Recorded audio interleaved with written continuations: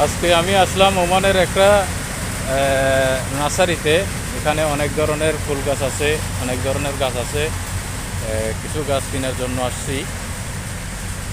এখান থেকে আমি কিছু গাছ কিনে নিয়ে যাব। এখন এখানে আসছি দেখার জন্য কী কী গাছ আছে। এগুলো হলো, এটা হলো একটা নার্সারির ভিতরে।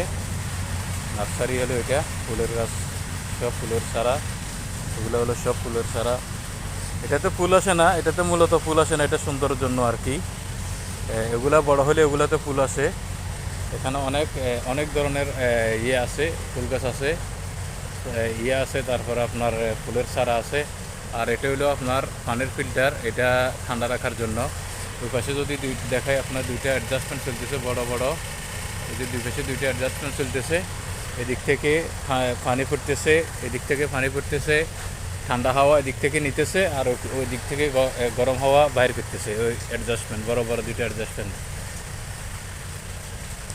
তো সবাই ভালো থাকেন, সুস্থ থাকেন, সবাই দোয়া করিয়েন আমার জন্য।